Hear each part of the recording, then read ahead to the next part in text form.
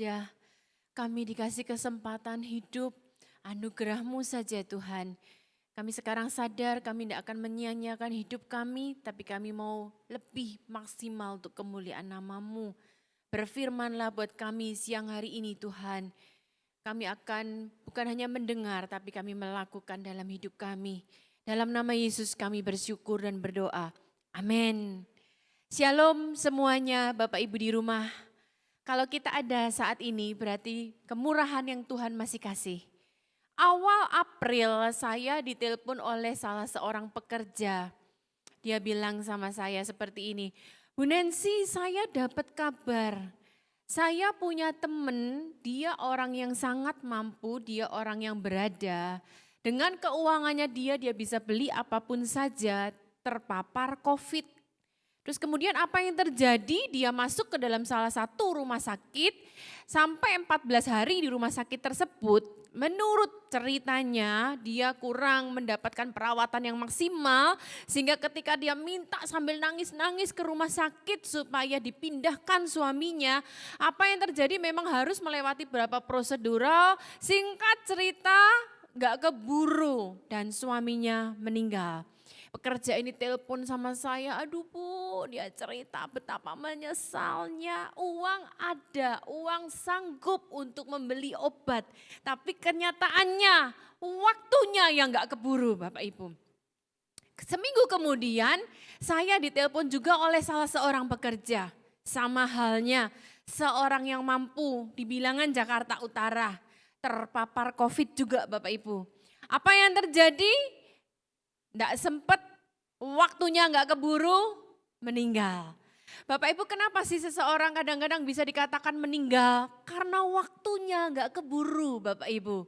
Nah kita bicara tentang waktu. Kalau saya kasih judul, apa yang saya sharingkan pada pagi hari ini adalah nyawa. Kalau kita ada nyawa kita sekarang masih hidup di dalam tubuh kita, berarti kita masih diberi kesempatan dan kita harus bertanggung jawab Bapak Ibu. Oke, tolong dilanjutkan PowerPoint saya. Kita mengisi hari-hari kita, nyawa kita yang masih ada di badan kita. Kita mengisi dengan apa ya? Kita bangun tidur pagi, kemudian apa yang kita lakukan? Kita mesbah keluarga, kita berdoa, kemudian kita sarapan, kita berolahraga, kita melakukan hobi kita bekerja. Kemudian kita beribadah, kemudian kita melayani, kita berlibur sekeluarga. Hari demi hari kita nikmati dengan asik, dengan penuh sukacita. Tanpa sadar Bapak Ibu ketika kita melewatinya dengan penuh sukacita, aktivitas. Nah kita tuh seringkali tanpa sadar Bapak Ibu ya sibuk, kerja, aktivitas, hobi, gadget. Kita sibuk dengan hari-hari kita. Kita lupa bahwa nyawa yang ada di dalam tubuh kita ini adalah pemberian Tuhan sepenuhnya Bapak Ibu. Oke, kita lihat selanjutnya apa yang terjadi. Hari demi hari, jam demi jam, bahkan tahun demi tahun kita lewati. Kita melakukan semuanya dengan penuh sukacita, dengan asik. Tapi Bapak Ibu kita tersadarkan apa yang terjadi dengan adanya COVID-19 ini. Yuk kita lihat selanjutnya apa yang terjadi. Pemerintah Indonesia menetapkan keputusan untuk PSBB. Pembatasan sosial berskala besar. Tapi di beberapa negara kita lihat ada lockdown. Kalau sudah di lockdown pastinya tidak boleh keluar sama sekali. Nah, mari kita lihat Bapak Ibu, yang sebelumnya kita sibuk dengan aktivitas kita asik dengan aktivitas kita. Kenapa begitu pemerintah memutuskan PSBB atau lockdown kita semua taat dan nurut? Karena kita lebih menyayangkan nyawa kita. Kalau kita bicara PSBB, sebelumnya saya juga sharing sama beberapa teman. Aduh sekarang sudah nggak bisa ada transaksi sama sekali. Barusan sudah mau deal bisnis orang sewa ruko, sudah bayar DP 20 juta, dihilangin diangusin uangnya. Karena enggak ada uang untuk bayar. Semua akibat di PSBB dan negara-negara yang alami lockdown, ekonomi pun stuck. Tapi kenapa orang taat, ekonomi stuck, belajar di rumah, tidak ada kegiatan apapun juga, bahkan sampai beberapa teman rambutnya gondrong Bapak Ibu. Karena apa? Nggak bisa potong rambut, nggak bisa cukur sendiri. Tapi kenapa ketaatan dilakukan pada waktu itu? Karena lebih menyayangkan nyawa. Karena kita baru sadar nyawa itu berarti Bapak Ibu. Mari kita lihat selanjutnya. Work from home, kita rela, kita taat. Kita lihat beberapa kota-kota di dunia ini ketika mengalami lockdown. Italia. Italia juga merupakan salah satu negara yang besar juga kematian di sana yang terpapar COVID. Kemudian Malaysia juga lockdown. Next kan lagi di London lockdown. Next kan lagi juga ada di New York lockdown. New York merupakan salah satu kota terbesar yang terpapar. Dan per hari kemarin tanggal 22 April saya sudah melihat berita terakhir 40.000 lebih meninggal di New York. Nyawa itu sangat berarti Bapak Ibu. Nah semua mau di lockdown karena lebih menyayangkan nyawa daripada keuangan, daripada kegiatan, daripada semua aktivitas-aktivitas yang lain. Oke, selanjutnya mari kita lihat. Nah, tanggal 21 Maret Bapak Ibu. Jadi gini, saya ceritakan singkatnya. Awal pertengahan Maret, suami saya Pak Roni itu sudah mulai panas, mulai batuk-batuk, terus kemudian pusing, lemas. Bapak Ibu pergilah ke dokter. Di dokter dilakukan beberapa kali periksa darah, juga dilakukan ronsen torak Bapak Ibu. Hasil tes darah trombosit menurun. Jadi diperkirakan awalnya adalah demam berdarah, tapi melihat hasil toraks dokter bilang aman Pak Roni, itu hari Seninnya. Hari Selasa masih demam, masih batuk, hari Rabu masih demam, masih batuk. Kamis kami kembali lagi ke rumah sakit. Kemudian tes darah lagi dan torak lagi, di situ dilihat toraknya pun bersih, di situ dilihat. Tapi LED-nya meningkat, LED-nya itu bicara tentang infeksi di dalam tubuh. Kemudian limfosit, daya tahan tubuh menurun.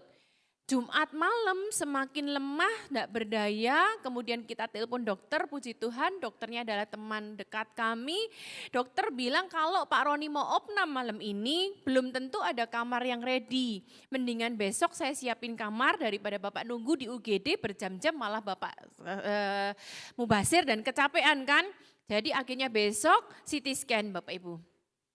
Dokter sudah daftarkan CT scan dan hasil CT scan-nya Bapak Ibu kita bisa lihat ternyata ini benar-benar virus yang sudah begitu banyak di paru-paru suami saya, di paru-paru Pak Roni Bapak Ibu. Dokter dari hasil lihat CT scan ini pada waktu itu belum swab. Dokter bilang dia panggil saya seorang diri. Dia panggil saya di ruang depan waktu itu Pak Roni lagi di kamar di kamar rawat inap. Ibu, dokternya menyampaikan dengan tegang, dengan serius, padahal dokter ini teman setiap kali ketemu, Pak Roni. Tapi kali itu, Bu, Pak Roni positif. Ya seperti itu. Terus kemudian dia tunjukkan, seharusnya ini di video ya, tapi saya fotokan. Next kan tolong kita bisa lihat, Bapak Ibu, dominasinya lebih banyak didominasi sama virusnya daripada paru-paru yang masih bersih itu sendiri. Next kan lagi. Nah, jadi begitu dokter menyampaikan bahwa ini kasus yang berat Bapak Ibu. Saya langsung Tuhan Yesus tolong. Saya dipanggil seorang diri. Jadi pada waktu itu dokter menjelaskan kepada saya gemeteran seorang diri. Badan saya langsung dingin sampai di rumah saya berdoa. Next kan lagi ini setelah dirawat Pak Roni masuk itu 21 Maret. Ini foto yang sebelah kanan itu Bapak Ibu itu foto torak tanggal 31 Maret. Dan kemarin tes terakhir tanggal 20 April sudah bersih total. Dokter menyatakan oleh kemurahan Tuhan bahwa Bapak udah sembuh, hasil rapid testnya sudah sembuh total dan puji Tuhan semuanya. Tapi saya mau menceritakan betapa hari-hari itu.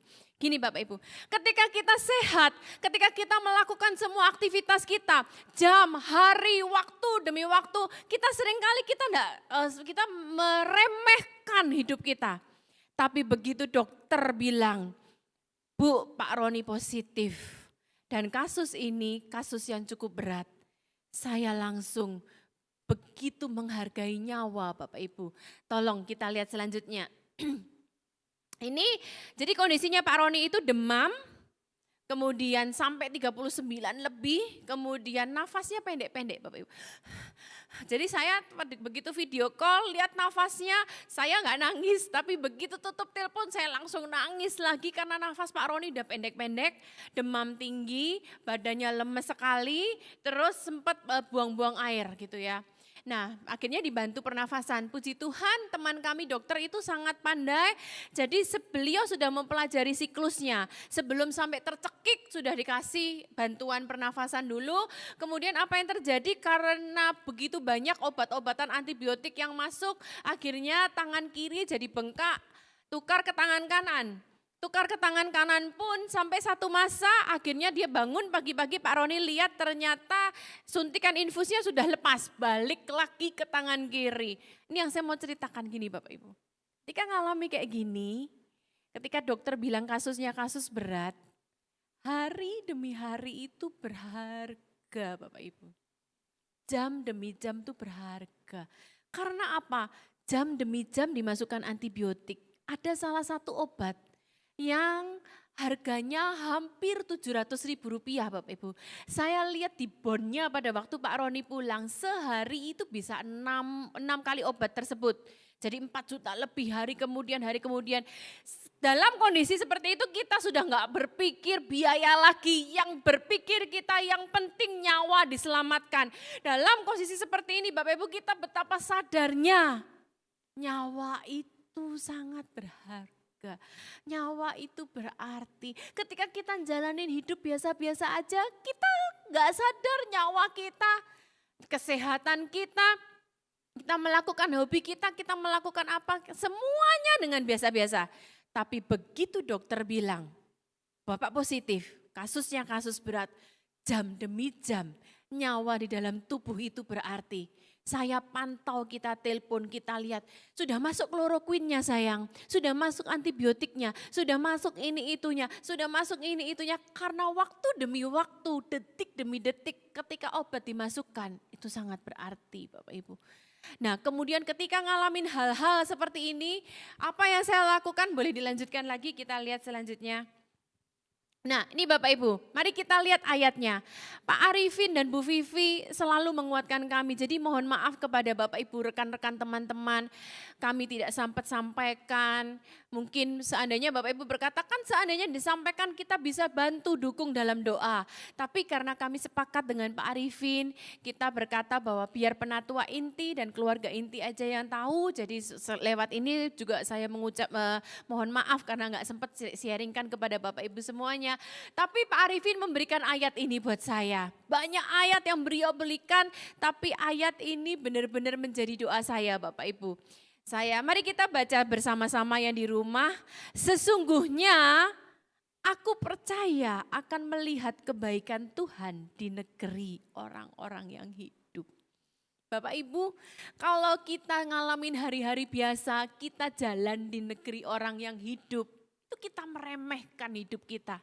Tapi begitu keluarga kita ataupun mungkin kita sendiri kita ngalami sesuatu bayang-bayang maut.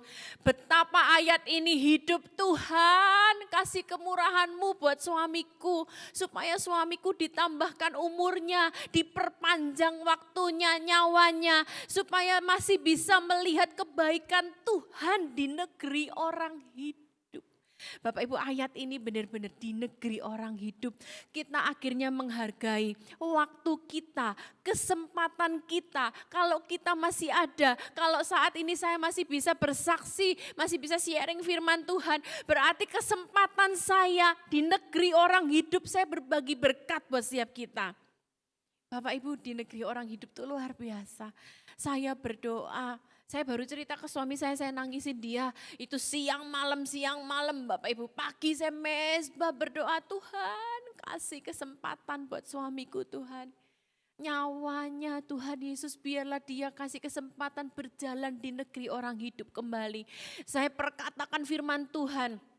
Saya ingat saat-saat ketika Yesus melakukan mujizat-mujizat ketika Yesus hidup. Saya perkatakan, saya bilang Tuhan, ketika Bartimius yang buta itu, dia berkata, Yesus anak Daud kasihanilah aku. Bapak Ibu, betapa ketika saya memohon nyawa suami saya, itu saya seperti Yesus anak Daud, kasihanilah nyawa suamiku Tuhan. Berarti kita melihat betapa berharganya nyawa. Kalau Bapak Ibu hidup saat ini masih bisa bernafas dan melakukan kegiatan, walaupun kita di rumah, hargailah kesempatan itu Bapak Ibu. Saya bilang sama Tuhan, Tuhan seperti wanita yang 12 tahun mengalami perdarahan dan dia menjamah jubahmu. Saya perkatakan, Yesus saat ini aku jamah jubahmu, sembuhkan suamiku Tuhan. Wah, kemudian saya berdoa lagi, Tuhan seperti orang kusta yang berdoa, kalau engkau mau Tuhan, engkau bisa menyembuhkan. Saya bilang sama Tuhan, kalau engkau mau Tuhan, engkau pasti bisa menyembuhkan suamiku. Kemudian ada orang kusta, kemudian mereka perwira yang berkata kepada Tuhan Yesus, katakan sepatah kata Tuhan, maka hambaku akan sembuh. Saya berdoa, Yesus katakan sepatah kata aja, aku percaya kalau engkau mau sepatah kata suamiku sembuh. Jadi gini Bapak Ibu, betapa saya nangis, nyawa suamiku berharga buat kami. David, Tirsah, Tevi, kita sekeluarga berdoa, kita video call bersama. Tuhan biar kami sekeluarga kau izinkan berjalan menikmati kebaikan Tuhan di negeri orang hidup. Betapa kita itu benar-benar doa berseru-seru merendahkan diri sama Tuhan. Kasih Tuhan kita nikmati hidup di negeri orang hidup. Jadi Bapak Ibu kalau sekarang kita ada, Bapak Ibu yang masih menginjakkan kaki di rumah kita masing-masing, masih bisa masak apa yang di rumah, masih walaupun kita sekarang semua mengalami kesulitan ekonomi karena work from home ini, ngucap syukur karena kita masih ada di negeri orang hidup.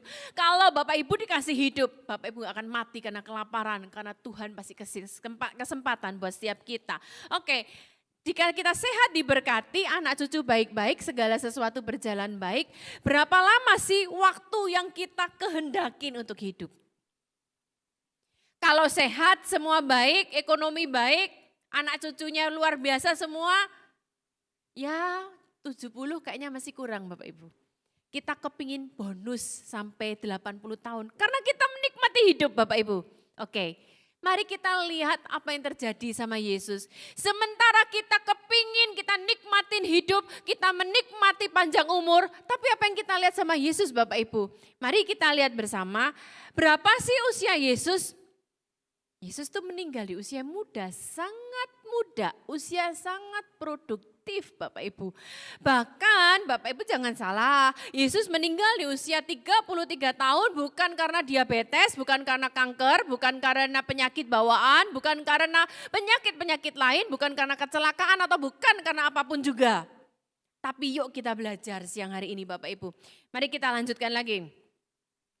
Nah ini yang saya dapatkan, bicara tentang negeri orang hidup.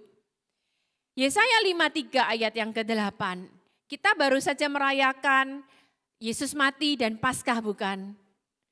Kalau kita bisa berjalan saat ini di negeri orang yang hidup, itu karena ada satu korban yang sebelumnya rela mati, memutuskan mati di usia yang muda, justru supaya kita dilanjut umur dan hidup kita berjalan sesuai tujuan Tuhan. Ayatnya Yesaya 53 ayat yang ke-8. Sesudah penahanan dan penghukuman ia terambil. Dan tentang nasibnya siapakah yang memikirkannya? Sungguh ia, yang di rumah baca sama-sama, PowerPoint yang sudah saya siapkan. Sungguh ia terputus dari negeri orang hidup. Karena apa ia terputus? Karena pemberontakan umatku ia kena tulah. Bahasa terputus di sini adalah gasar, bahasa Yunani Ibraninya. Artinya kadon, cut off, terpatahkan, terputuskan.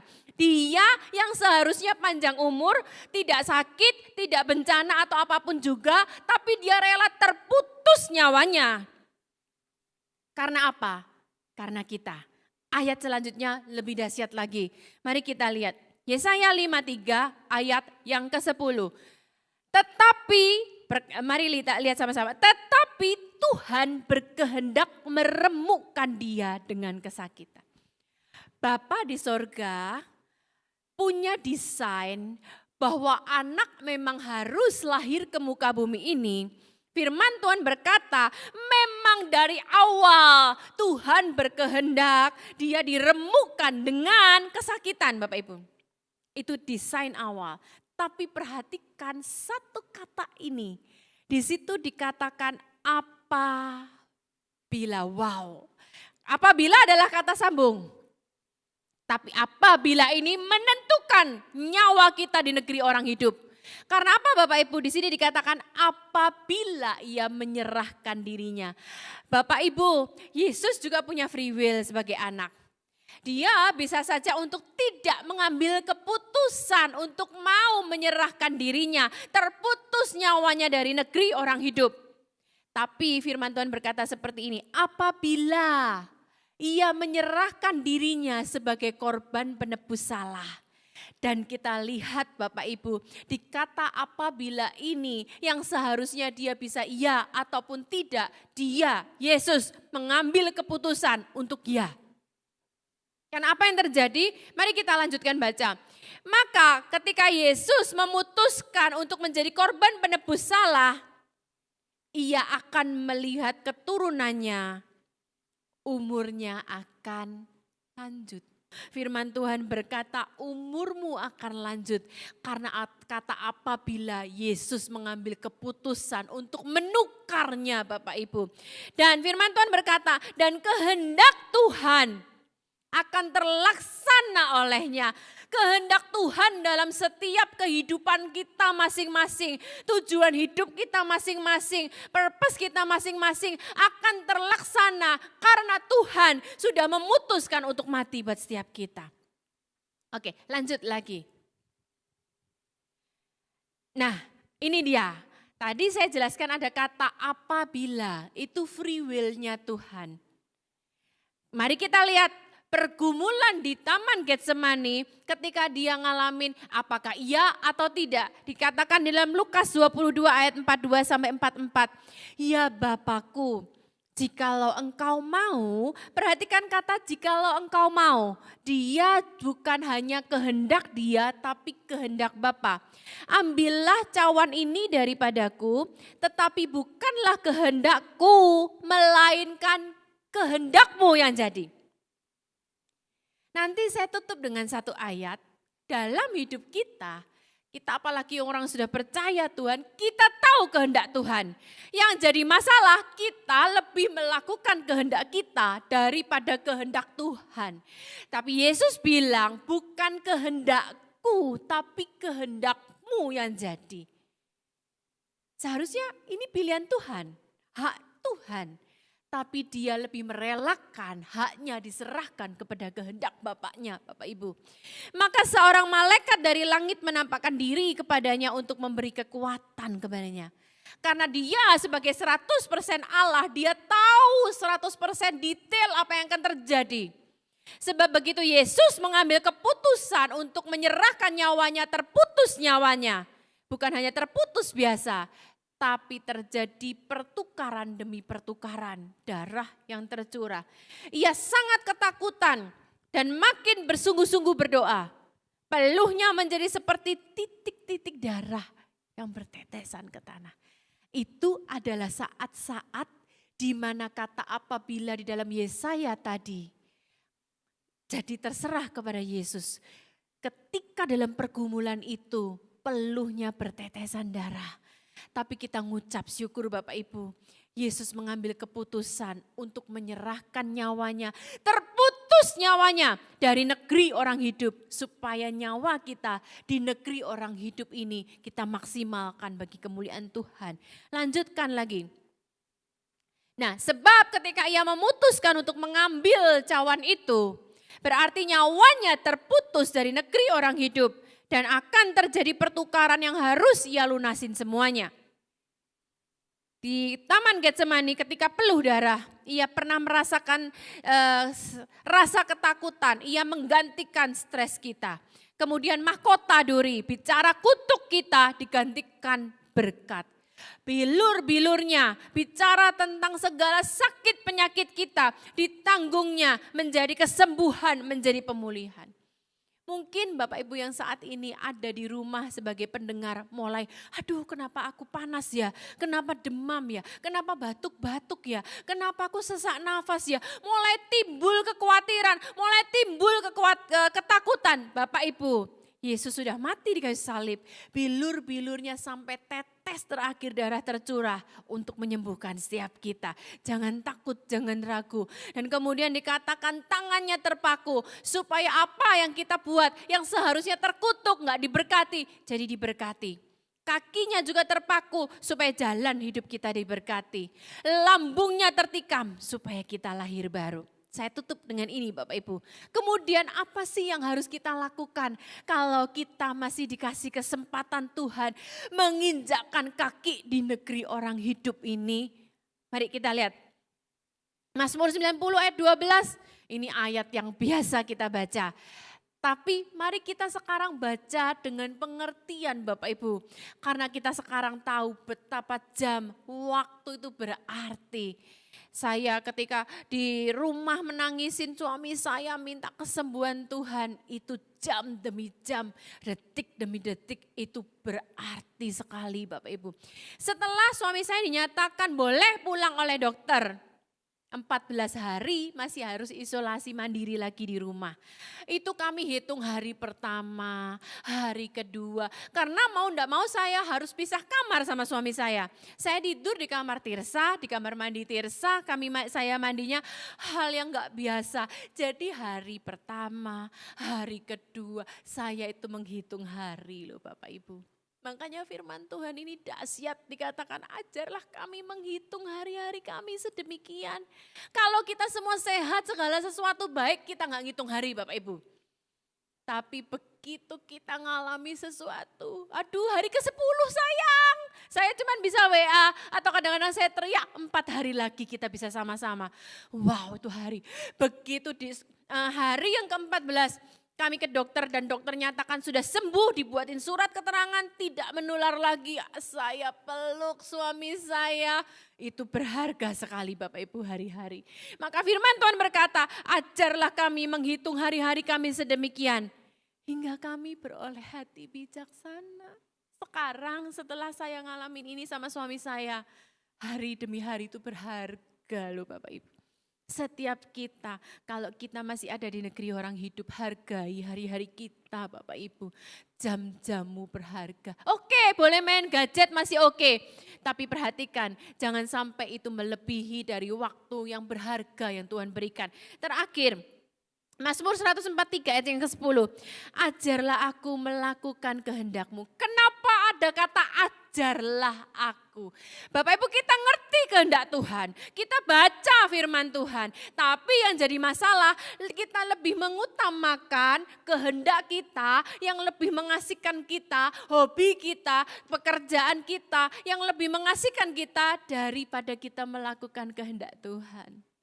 Makanya firman Tuhan bilang, ajar kami Tuhan supaya kami melakukan kehendak-Mu, bukan kehendak kami sendiri. Seperti Yesus bilang, bukan kehendak-Ku Tuhan, tapi kehendak-Mu yang jadi. Kalau sekarang kita ada, mari kita belajar bukan kehendak kita dulu, tapi kehendak Bapa yang dulu. Sebab Engkaulah Allahku, kiranya Roh-Mu, Roh Kudus yang di dalam kita, yang baik itu menuntun aku di tanah yang rata. Jadi mari siang hari ini, bilang sama Tuhan, ajar kami. Kita tahu kehendak Tuhan, kita baca firman, tapi sekarang doanya ajar kami supaya kami melakukan kehendak-Mu. Seperti ketika Yesus di Taman Getsemani, bukan kehendak-Ku tapi kehendak-Mu. Supaya hari-hari kita melakukannya dengan bijaksana. Dan Roh Kudus yang di dalam kita, biarlah menuntun kita sesuai dengan apa yang diajarkan itu. Ya, mari kita berdoa Bapak Ibu, kita ngucap syukur. Sekali lagi maaf saya ulangin terakhir. Kalau kita masih ada di negeri orang hidup, ini karena pengorbanan Yesus. Nyawanya terputus dari negeri orang hidup. Supaya kita panjang umur dan rancangan Tuhan terlaksana dalam hidup kita. Saya minta kepada Ibu Rina kemarin, supaya kita nyanyikan lagu gimana kita mensyukuri pengorbanan Tuhan. Dan saya serahkan kepada suami saya Pak Roni untuk berdoa. Thank you for the cross, Lord. Thank you for the price you paid, bearing all my sin and shame. In love you came and gave amazing grace. Thank you for this love, Lord. Thank you for the nail-pierced hand. Wash me in your cleansing flow. Now all I know, your forgiveness and embrace. Worthy is the Lamb, seated on the throne. Crown you now with many crowns. You reign victorious,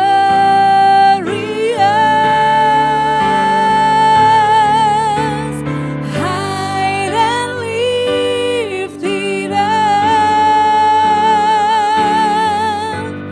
Jesus, Son of God, the darling of heaven, crucified.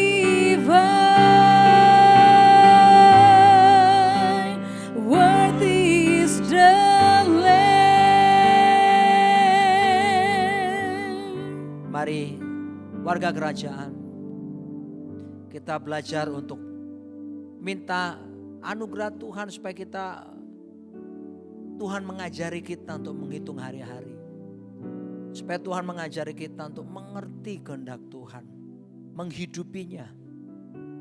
Agar supaya kita yakinkan hari demi hari kita ada di dalam pusat kehendak Tuhan. Mari kita berdoa bersama-sama. Tuhan, terima kasih buat firman-Mu. Terima kasih buat keajaiban-Mu. Engkau Tuhan yang begitu luar biasa. Kami bersyukur kami telah dipilih.